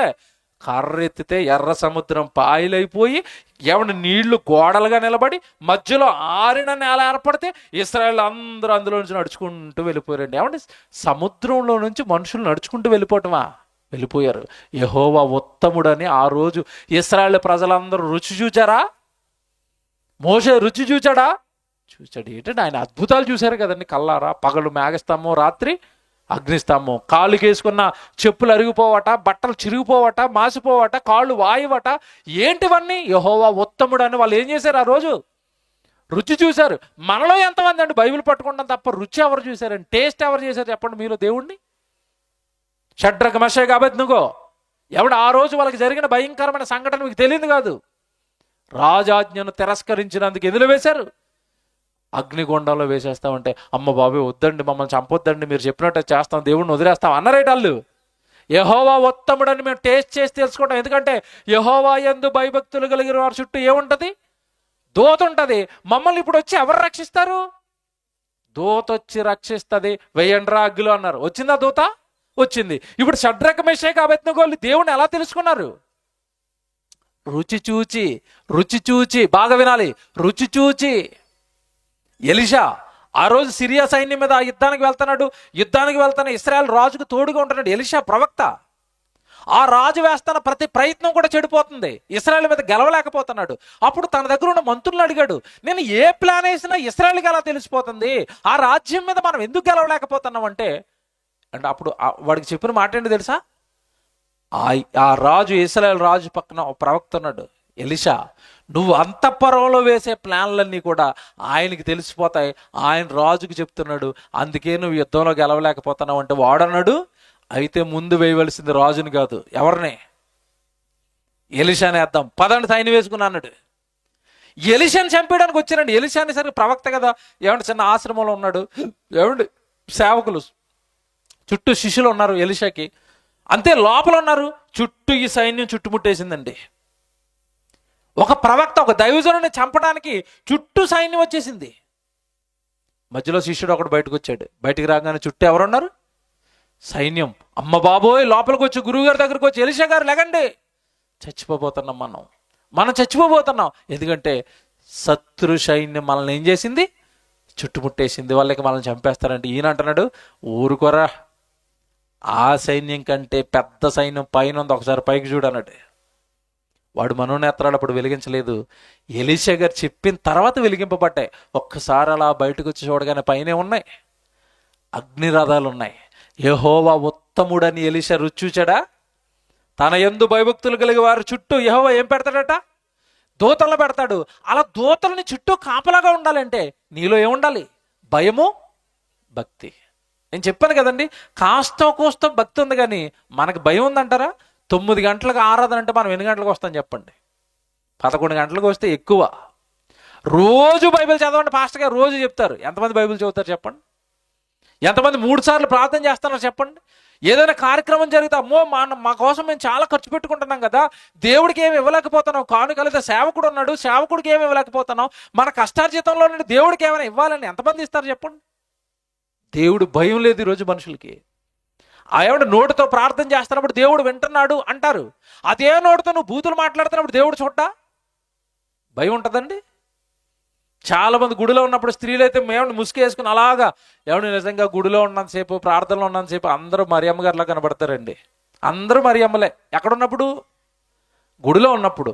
ఒక్కసారి సెంగు బయటికి తీసి బయటికి వెళ్ళిన తర్వాత, బజార్లోకి వెళ్ళిన తర్వాత, ఇంట్లోకి వెళ్ళిన తర్వాత చూడాలా, మరియమ్మ వెళ్ళిపోయి యెజబేలు వచ్చేస్తుంది. అక్కడ యెజబేలు, గుడిలో ఉన్నప్పుడు మరియమ్మ. ఇది భయం ఉందంటారా? నోటికి తాళం ఉండదు, నోటికి ఎంత వస్తే అంత మాట్లాడటం, ఏమండి అరవటం, గోల చేయటం, ఏమండి చుట్టుపక్కల వారి మీద గొడవలు, బూతులు, అల్లరి, కేకలు. ఇది క్రైస్తవ్యమా? క్రైస్తవ్యం అండి ఇది. అంటే భయం లేదు, భయం లేదు. దేవుడు చూస్తున్నాడు అన్న భయం లేదు. దేవుని పిల్లలారా, దేవుడిని మనిషి నమ్ముకున్నాడు తప్ప దేవుడిని ఇప్పటి వరకు కంప్లీట్గా తెలుసుకోలేదు. ఇవన్నీ నేను ఈరోజు మీతో జ్ఞాపకం చేస్తున్నవన్నీ దేవుడిని తెలుసుకోండి, దేవుడిని తెలుసుకోండి, దేవుడిని తెలుసుకోండి. ఏమండి, నేను దేవుడిని తెలుసుకున్న ఒక ఆయన గురించి చెప్పి నేను ముగించేస్తాను. ఒక ఆయన తెలుసుకున్నాడు, బైబిల్లో నమ్ముకోలేదు, తెలుసుకున్నాడు దేవుడిని. ఎవరు ఆయన అంటే యోబు గారండి. జాగ్రత్తగా వినండి అమ్మ, కొద్దిసేపు ముగించేస్తాను, నా వైపు చూడండి. బైబిల్లో యోబు అనే ఒక భక్తుడు ఉంటాడు. అందరికీ తెలుసా? నాకు యోబు గారు తెలుసా వాళ్ళు చేయొద్దండి. యోబు గారు తెలుసమ్మా? యోబు గారికి ఎంతమంది పిల్లలు చెప్పండి?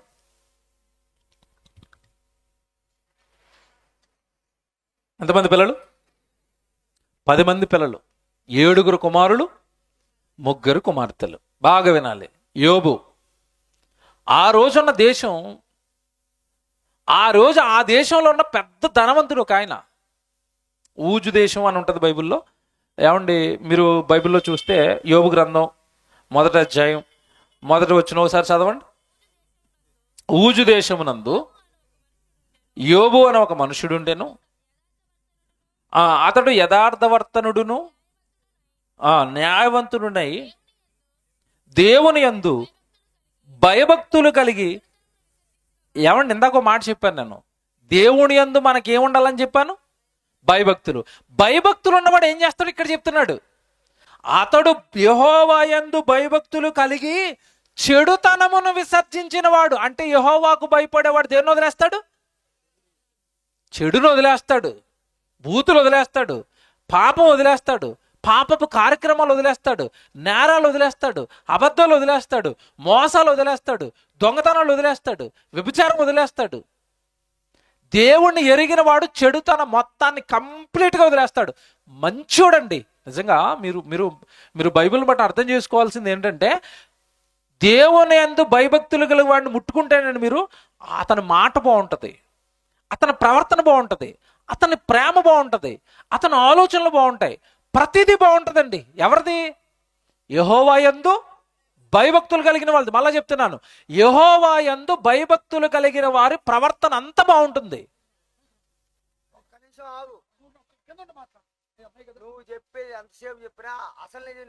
బాబు తీసుకెళ్ళిపోండి. నేను బాగా వినండి అమ్మ కొద్దిసేపు.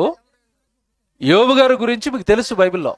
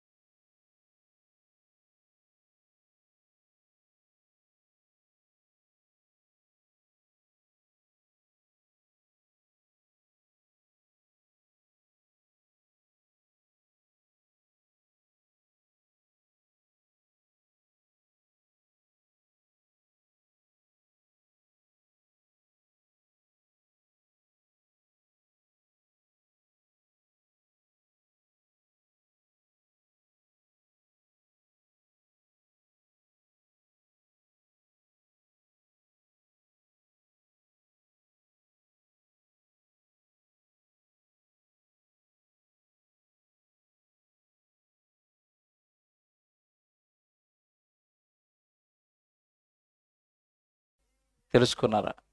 దేవుడిని బాగా తెలుసుకున్న వ్యక్తి యోబు గారు. ఎలా చెప్తామని తెలుసుకున్నాడు అని అంటే, మీకు ప్రారంభం ఎందుకు చదివించానంటే, అతడు ఆ దేశంలో బాగా ధనవంతుడు, ధనం కలిగినవాడు, ధన సమృద్ధి కలిగినవాడు, 10 మంది పిల్లల్ని కలిగినవాడు. ఇకపోతే ఆ రోజు ఆయనకున్న ఆస్తి నిజంగా వేలల్లో ఉంది. మందలు, మేకల మందలు కానీ, ఎద్దులు జతలు కానీ, అలాగే గాడిదలు కానివ్వండి, ఒంటెలు కానివ్వండి, చాలా పెద్ద పశు సంపద ఉంది. ఆ రోజు వాళ్ళకి ఆస్తి అదే, సంపద అదే. ఇంత బాగా సంపద కలిగిన వాడు, ఆస్తి కలిగిన వాడు, పిల్లల్ని కలిగిన వాడు, దేశం అంతటిలోనూ కూడా ధనవంతుడు యోబు అనగానే. ఇప్పుడు మీరు ఇది మనసులో పెట్టుకుని, ఈ యోబు జీవితంలో జరిగిన ఒక సంఘటన ఏంట సంఘటన అంటే, చాలా యథార్థంగా ఉన్నాడు, చెడుతనాన్ని విసర్జించాడు, మంచివాడు. అలా మంచిగా బ్రతుకుతున్న యోబును అపవాది పరిశోధించాలనుకుంది, పరీక్షించాలనుకుంది, శోధించాలనుకుంది. దేవుడు అవకాశం ఇచ్చాడు. అవకాశం ఇచ్చినప్పుడు ఆయన జీవితంలో జరిగిన సంఘటన మీ అందరికీ తెలుసు. ఏం జరిగింది? ఒక్కొక్కటిగా ఉన్న ఆస్తి అంతా పోగొట్టుకున్నాడు. ముందు ఒంటెలు చచ్చిపోయాయి, తర్వాత గాడిదలు చచ్చిపోయాయి, గొర్రెమేకలు చచ్చిపోయాయి, చివరికి పనివాళ్ళు చచ్చిపోయారు. ఆస్తి పోయిందంటే పర్వాలేదు, చివరగా ఆయన గర్భాన పుట్టిన పిల్లలు కూడా చచ్చిపోయారు. ఏమన్నా మాట్లాడుతాను నేను, ఇప్పుడు నా వైపు చూడండి అందరూ. ఆస్తి పోయింది, సంపద అంతా పోయి పేదవాడైపోయాడు. పిల్లలు, కుమారులు కుమార్తెలు పిల్లలు కూడా చచ్చిపోయారు. చివరికి భార్య భర్త మిగిలారు. తినడానికి ఏమీ లేని పరిస్థితులు, భయంకరమైన పరిస్థితికి దిగజారిపోయాడు. ఇప్పుడు నేను ప్రశ్న అడుగుతాను నేను, ఇలాంటి పరిస్థితి మన కుటుంబంలో ఏర్పడితే మనలో ఎంతమంది మీ నమ్మకంగా ఉంటాం, విశ్వాసంలో ఉంటాం? మీరు చెప్పండి. ఉంటావా? దేవుని యందు విశ్వాసం కలిగి ఉంటావా? ఏం దేవుడో ఏమోనండి, ఈయన నమ్మిన తర్వాత నా పిల్లలు చచ్చిపోయారు, ఆయన నమ్మిన తర్వాత నా ఆస్తి అంతా నష్టపోయారు అంటాడు మనిషి, ఖచ్చితంగా అంటాడు. కానీ యోబు ఏమన్నాడో బైబిల్లో మీరు చూడాలి. యోబు ఏమన్నాడో మీరు చూడాలి. దేవుడిని తెలుసుకున్న వ్యక్తి ఆలోచనలు ఇలా ఉంటాయి. చిన్న చిన్న కష్టాలకో, చిన్న చిన్న శ్రమలకో, చిన్న చిన్న ఇరుకులకో, ఇబ్బందులకో దేవుడి మీద నిందేయటం, దేవుడు నాకేదో అన్యాయం చేశాడని దేవుడి మీద తిరగబడేవాడు, దేవుడిని నిందించేవాడు అసలు మనిషి దేవుడిని తెలుసుకునేవాడు కాదండి. యోబు ఏమంటున్నాడు? 21వ వచనం చదవండి. 21లో ఏమంటున్నాడు?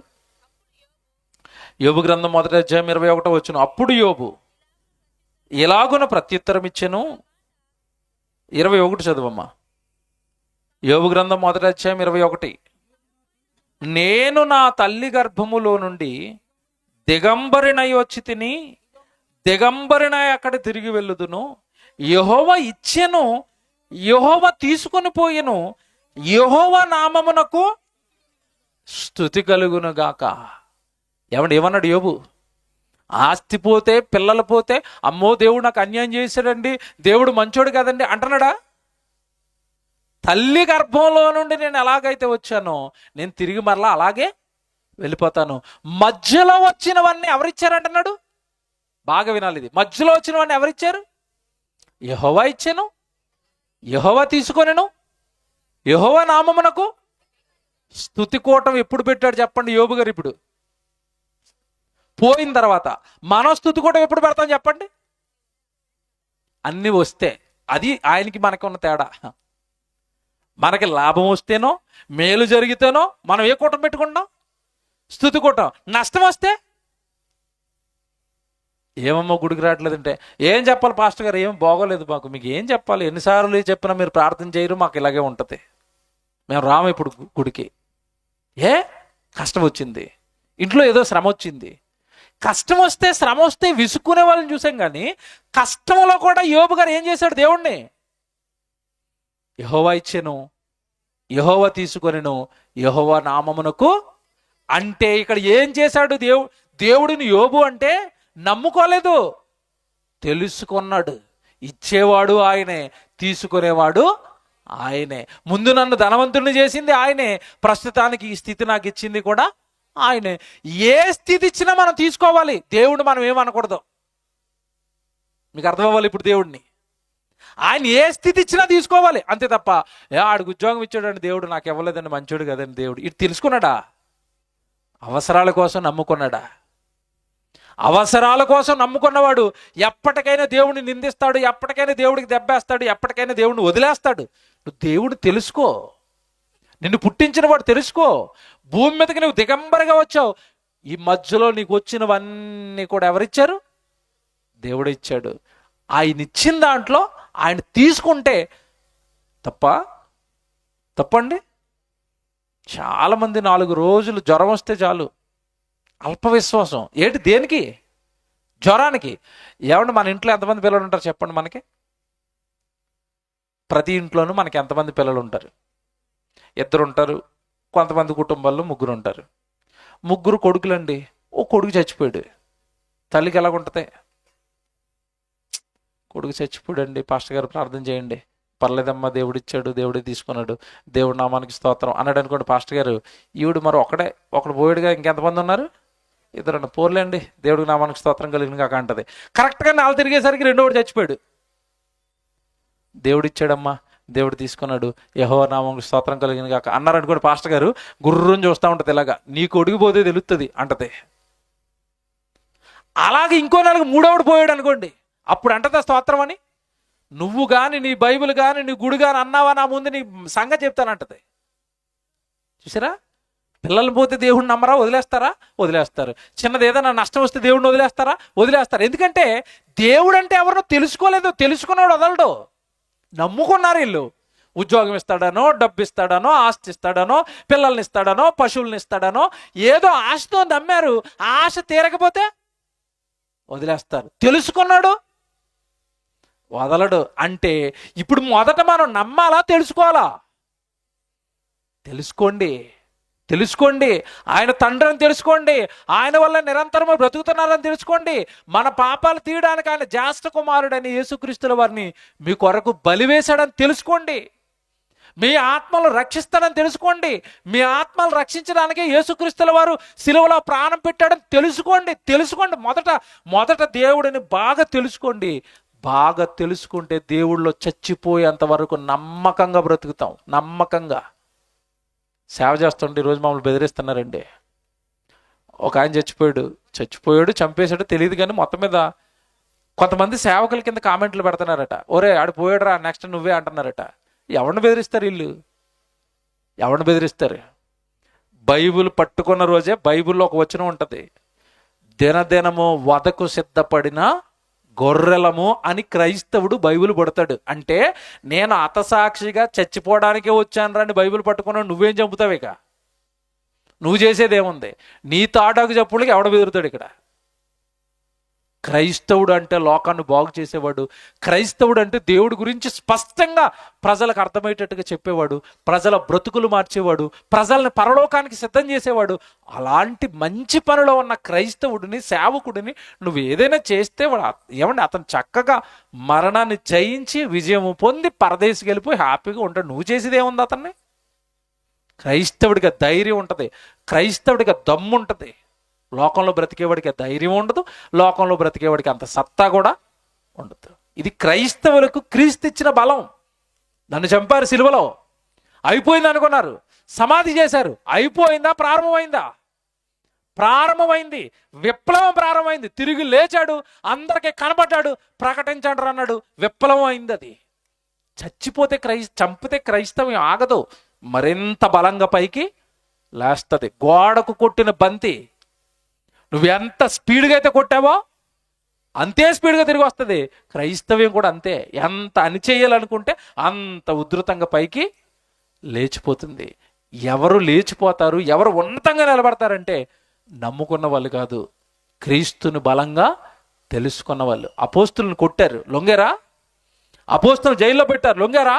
అపోస్తుల కళ్ళ ముందు యాకోబు తల నరికేశారు, లొంగారా? ఎవరు లొంగుతారండి?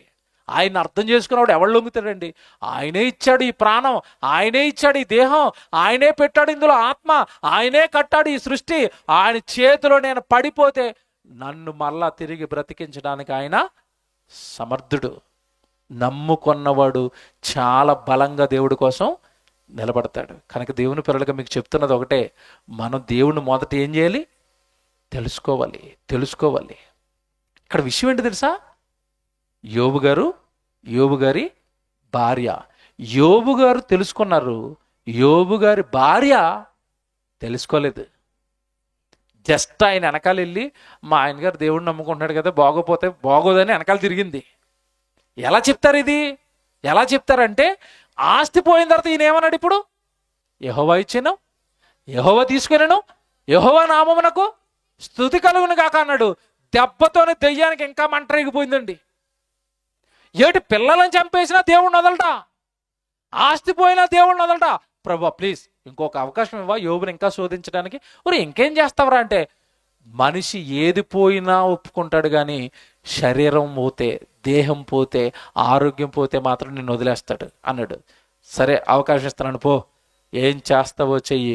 యోబు ప్రాణం తీయడానికి మాత్రం ఒప్పుకోను అన్నాడు. వెళ్ళి మళ్ళా శోధించాడా? శోధించాడు. ఒంటి నిండా ఏమొచ్చేసింది చెప్పండి? కురుపులు, భయంకరమైన రోగం, వ్యాధి, కింద కూర్చుండిపోయాడు నేల మీద. అప్పుడు వచ్చింది అమ్మగారు. ఎవరు? భార్య. భర్త కష్టాలలో ఉన్నప్పుడు భార్య ఏం చేయాలి చెప్పండి? తోడుగా ఉండాలి, ఓదార్చాలి. ఏమంటే ఒకప్పుడు బాగున్నాం కదండి, ఒకప్పుడు అంతఃపురంలో ఉన్నాం కదండి, ఒకప్పుడు ఇంటి నిండా ఆస్తి కదండి, ఇంటి నిండా పనివాళ్ళు కదండి, ఇంటి నిండా పిల్లలు కదండి, మనకి ఈ స్థితి వచ్చిందండి, దేవుడు ఎప్పటికైనా మనల్ని బాగు చేస్తాడండి అనాలి. అన్నదా? ఏమన్నది చెప్పండి? ఎందుకు యోబు ఆ జీవితం? ఎందుకు ఆ జీవితం? ఎందుకు ఆ నమ్మకం? ఎందుకు? ఇంకా దేవుణ్ణి వదలవా? ఇంకా నువ్వు దేవుని వదలకుందువా అన్నదా? ఒక్కసారి 2వ అధ్యాయానికి రండి. 2వ అధ్యాయానికి ఏమంటుంది ఇప్పుడు చూపించి ముగించేస్తాను. 2వ అధ్యాయానికి రండి. యోబు గ్రంథం 2వ అధ్యాయం 8వ వచనం చదువుతారా?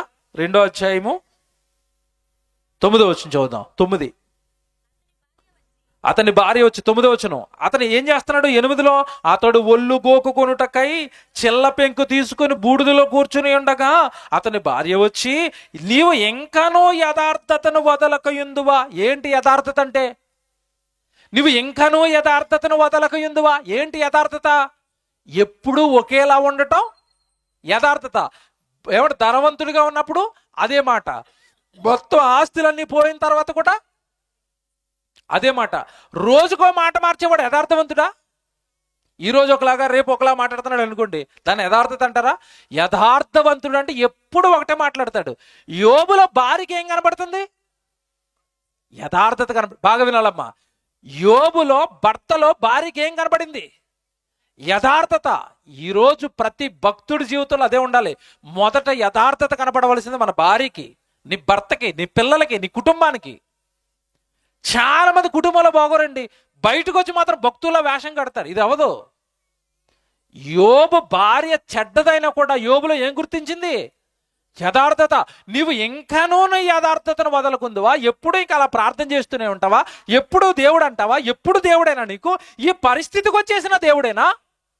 అవును, ఏ పరిస్థితికి వచ్చేసిన దేవుడే. ఎందుకంటే నా జీవితం ఇచ్చింది ఎవరు? దేవుడు. నా జీవితంలో ఏం జరిగినా నిర్ణయించేది ఎవరు? దేవుడు. నేను దేవుడిని ఎందుకు నిందిస్తాను? మీకు అర్థం అవ్వాలి. యోబు నమ్మాడా? తెలుసుకున్నాడా? తెలుసుకున్నాడు. అందుకే ఆస్తి ఉన్నప్పుడు యథార్థంగా ఉన్నాడు, ఆస్తి పోయిన తర్వాత కూడా. ఏమన్నా మనం ఎప్పుడూ ఒకేలా ఉంటామా? ఎప్పుడూ ఒకేలా ఉంటామా? ఉండం. మీకు కూడా చెప్తాను, ఇది నిజమో కాదు చెప్పండి. ఇప్పుడు మీకు భయంకరమైన రోగం ఏదో వచ్చేసింది అనుకుందాం, హాస్పిటల్లో ఉన్నారనుకోండి. హాస్పిటల్లో ఉన్నప్పుడు మన భక్తి ఎలా ఉంటుంది? ఎలా ఉంటుంది? హాస్పిటల్లో బెడ్ దగ్గర ఏముంటుంది చెప్పండి? బైబిల్ ఉంటుంది. ఏమంటే మందులు వేసుకోవటం, బైబిల్ చదువుకోవటం, మందులు వేసుకోవటం, బైబిల్ చదువుకోవటం. ఎక్కడున్నప్పుడు? హాస్పిటల్లో ఉన్నప్పుడు. దేవుడు కరుణించి రోగం తగ్గించి ఇంటికి పంపించాడు అనుకోండి, అప్పుడు బైబిల్ ఎక్కడ ఉంటుంది? ఎక్కడ ఉంటుందో తెలీదు. అంతేనా? ఎతుకుతారు. ఎప్పుడు ఎతుకుతారు? ఆదివారం తలస్నానం చేసి ఏది బైబిల్, ఏది బైబిల్, ఎక్కడ పడేసో తెలీదా? తెలీదు. హాస్పిటల్లో ఉన్నప్పుడు ఎక్కడుంది? నెత్తి దగ్గర. చూసారా? నేను కష్టంలో ఉన్నాను కనుక ఇప్పుడు నేను బాగా భక్తిపరుడి కింద నటిస్తే దేవుడు నన్ను ఏం చేస్తాడు? హాస్పిటల్లోంచి ఇంటికి తీసుకెళ్ళిపోతాడు. ఇంటికి వెళ్ళిపోయిన తర్వాత ఆరోగ్యం వచ్చేసింది కదా, ఏం చేసినా పర్వాలేదు, దేవుడు నన్ను ఏమి. ఇది యథార్థత? యోబు మనలా ఉన్నాడా? ధనవంతుడిగా ఉన్నప్పుడు యోబు ఏం చేశాడో తెలుసండి? నా పిల్లలకి ఏమైనా పాపం అంటిందేమో, పాపం కలిగిందేమోనని ధనవంతుడిగా ఉంటూ కూడా దేవుడికి భయపడి పిల్లల పేరట బలులేసిన వాడు. పిల్లలు చేశారని కాదు, చేశారో లేదో తెలియదండి. ఒకవేళ నా పిల్లలకి ఏదైనా పాపం అంటుందేమో, దేవుడు మమ్మల్ని శిక్షిస్తాడండి. ధనవంతుడిగా ఉన్నప్పుడు భయపడ్డాడు. ఎవడి దారిద్ర్యానికి వచ్చిన తర్వాత కూడా దేవుడికి ఏం చేస్తున్నాడు? భయపడుతున్నాడు. దీనినే దేవుడు ఏమన్నాడు తెలుసా? యథార్థత. ఎప్పుడు ఒకేలా ఉండటం. బాగా ఆలోచించుకోండి. మనిషి ఎప్పుడు ఒకేలా ఉంటాడండి? డబ్బు లేనప్పుడు, పేదోడుగా ఉన్నప్పుడు ఎలాగ ఉంటాడు? అయ్యారు అయ్యారు అంటాడు. కాస్త కోడీశ్వరుడు అవనివ్వండి, అయ్యారు అయ్యారు అంటాడా? ఎవడరాను? ఎందుకు? ఇప్పుడు ఏమొచ్చింది వెనకాల? డబ్బు వచ్చింది. అధికారం వస్తే ఎలా పిలుస్తారండి? అధికారులు ఎలా పిలుస్తారు సామాన్యుల్ని? అరే ఒరే అని పిలుస్తాడు. ఎందుకు? వెనకాల ఏముంది? అధికారం. ఎప్పుడు మనిషి ఒకేలా ఉంటాడంటే ఉండడండి. నేను నిజంగా చెప్తున్నాను. వాక్యం నేర్చుకునే వాళ్ళు, ఏమంటే దేవుడిలో ఎదగాలనే వాళ్ళకి మంచి సూత్రం చెప్తున్నానండి. మీరు ఎప్పుడూ ఒకేలా ఉండాలండి. అదే యథార్థత అంటే. ఎప్పుడు ఒకేలా ఉండాలి. మీ స్థాయి తక్కువగా ఉన్నప్పుడు మీరు ఎలా ఉంటారో, మీ స్థాయి తక్కువగా ఉన్నప్పుడు ప్రజలతో మీరు ఎలా మాట్లాడతారో, మీ స్థాయి తక్కువగా ఉన్నప్పుడు ఎంత ప్రేమ చూపిస్తారో, మీ స్థాయి తక్కువగా ఉన్నప్పుడు అందరితో ఎలా కలుస్తారో, మీ స్థాయి పెరిగిన తర్వాత కూడా అలాగే ఉండాలి. దాన్ని దేవుడు కొలమానం యథార్థత. యోబు ఎలాంటివాడట? యథార్థవంతుడు. భార్య స్టన్ అయిపోయింది ఆవిడ యథార్థతకి. ఇంకను నువ్వు యథార్థతను వదలకు ఎందువా? చదువుతారా? 9వ వచనం. అతని భార్య వచ్చి నువ్వు ఇంకను యథార్థతను వదలకు ఎందువా? దేవునిని దూషించి మరణము కమ్మెనను. ఎందుకు దూషించమంటని చెప్పండి? వీడికి ఇరిటేషన్ వచ్చింది. ఏంటి? ఎంత చేసిన ఇతను దేవుడు ఏమండు? మీకు అర్థమైంది? అక్కడ ఆస్తి పోయింది, దేవుడు ఏమండు? పిల్లలు పోయారు, దేవుడు ఏమండు? ఇతను దేవుడిని ఏమీ అనటం లేదటి. దేవుణ్ణి ఏమీ అనటం లేదటి. దేవుణ్ణి ఏదో ఒకటి అను. బాగా వినండి మీరు. ఇంకను యథార్థతను వదలకు ఎందువా? యథార్థతను వదలవా? నువ్వు ఒక్కసారి దూషించి నువ్వేమైపోవాలట? మరణం కమ్మను. అందుకు అతడు మూర్ఖురాలు మాట్లాడుచున్నట్టుగా నీవు అంటే, ఇవిడి మాటలు ఏం మాట్లాడటమ్మా? మూర్ఖురాలు. ఎందుకు మూర్ఖురాలు అయింది? ఏమండి, ఒకప్పుడు యోబు గారు ధనవంతుడిగా ఉన్నప్పుడు, బాగా వినాలి, యోబు ధనంతో తొలతూగినప్పుడు ఆయన ఆస్తిలో పాటు ఈవిడు కూడా సకల సౌకర్యాలు అనుభవించిందా? ఇప్పుడు భర్త ధనవంతుడు అనుకోండి, పెత్తనం అంతా ఎవరిది? భార్యదే. ఈవిడ బాగా పెత్తనం చలాయించింది ఒకప్పుడు. ఎప్పుడు? డబ్బు ఉన్నప్పుడు. డబ్బు పోగానే ఏమంటుంది? దేవుడిని తిట్టు, నువ్వు దేవుడిని తిట్టే, నువ్వు దేవుడిని వదిలే. ఇది యథార్థత అంటే. యోబు దేవుణ్ణి తెలుసుకున్నాడు. యోబు భార్య దేవుణ్ణి తెలుసుకుందా? మీరు ఆలోచించండి. తెలుసుకోలేదు, నమ్ముకుంది. యోబు వెనకాల యోబు వెళ్తున్నాడు కనుక గుడికి వెళ్ళింది తప్ప దేవుణ్ణి కరెక్ట్గా యోబు భార్య తెలుసుకోలేదు. యోబు తెలుసుకున్నాడా? తెలుసుకున్నాడు. ఇప్పుడు ఈ రాత్రి మీరు ఆలోచించాలి. మనము దేవుణ్ణి నమ్ముకున్నామా? దేవుడిని మనము తెలుసుకున్నామా? నమ్ముకున్నవాడు ఎలాంటి పరిస్థితి అయినా, యోబు పరిస్థితి చూడండి, ఎంతటి భయంకరమైన పరిస్థితి చూడండి. ఎలాంటి పరిస్థితుల్లోనైనా యథార్థంగా ఉండేవాడు, దేవుణ్ణి ఆనుకొని ఉన్నవాడే దేవుణ్ణి తెలుసుకున్నవాడు. కనుక మీకు ఒకటే చెప్పేది రాత్రి, దేవుడు మనం తెలుసుకోవాలి. ఎలా తెలుసుకోవాలంటే, మన ఆత్మను రక్షించేవాడు, మనల్ని పరలోకానికి ఇచ్చేవాడు, మన పాపాలను తీసేవాడు. లోకంలో ఏమైనా శ్రమలు వచ్చినా, కష్టాలు వచ్చినా, కన్నీళ్ళు వచ్చినా, వేదనలు వచ్చినా, చిన్న చిన్న శోధనలకు, చిన్న చిన్న కష్టాలకి మనం ఎవరిని వదిలిపెట్టకూడదు? దేవుడిని వదలకూడదు. అలా దేవుడిని వదలకుండా అంతం వరకు, నీ చివరి మరణం వరకు నువ్వు నమ్మకంగా పట్టుకుని ఉంటే దేవుడు అంతిమంగా నిన్ను పరలోకానికి చేర్చుకుంటాడు. కనుక తెలుసుకుని భక్తి చేద్దాం. ఓకేనా? దేవుణ్ణి తెలుసుకుని మనం ఏం చేయాలి? భక్తి చేయాలి. నమ్ముకున్నారా? తెలుసుకున్నారా? మీరు ఆలోచించుకోండి.